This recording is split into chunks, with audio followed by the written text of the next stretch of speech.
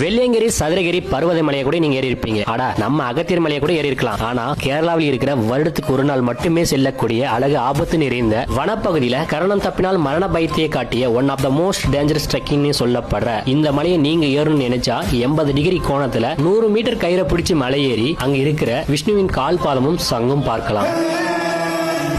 பயங்கரமா இருக்கு. இதான் ஃபர்ஸ்ட் டைம் இந்த எக்ஸ்பீரியன்ஸ் பண்றேன். திருவிழாவா இருக்கும், தரமாவும் இருக்கு. அது மட்டும் இல்ல மக்களே, வருடத்துக்கு ஒரு நாள் மட்டுமே பாறையிலிருந்து வரும் தண்ணியை அறிந்தினால் புண்ணியம்னு சொல்றாங்க. இந்த மலை ஏறும்போது நான் பார்த்து வியந்த ஒரு அதிசயம். நான் எவ்வளவோ மலை போயிருக்கேன். ஆனா இந்த மலை போவதற்கு முன்பு இந்த மலை ஏறுபவர் அந்த குடும்பத்தில் இருக்கும் அனைவரு காலிலும் விழுந்து ஆசீர்வாதம் வாங்கிட்டு பின்னாடி தான் இந்த மலை ஏறுவாங்களாம். ஏன்னா அவங்க ரிட்டர்ன் வருவாங்களா இல்லையான்னு அவங்களுக்கே ஒரு டவுட். அவ்வளவு டேஞ்சரஸ் ட்ரெக்கிங் தான் இந்த கோபாலசாமி மலை.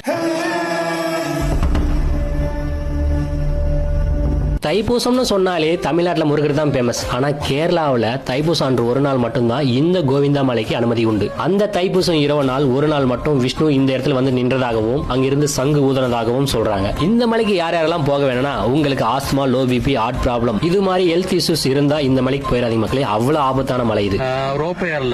கொஞ்சம் பிபி கூடி இருக்கு சொல்லுது. தைப்பூச நாள் மட்டும் நடக்கும் ஒரு அதிசயம். வருடத்துக்கு ஒரு நாள் மட்டுமே இந்த மலையில் கிடைக்கும் ஒரு புனித நீரை 50 வருடங்களாக அறிந்தி வரும் ஒரு ஐயா. 50 வருஷம் தீர்த்தம் எங்கிட்ட இருக்கும். 50 வருஷம் இந்த மலைக்கு நீங்க போகணும்னு நினைச்சா அடுத்த வருடம் 2027 தைப்பூசம் அன்று ஒரு நாள் மட்டும்தான் வனத்துறையால இதை அனுமதிக்கிறாங்க. மிஸ் பண்ணிடாதீங்க.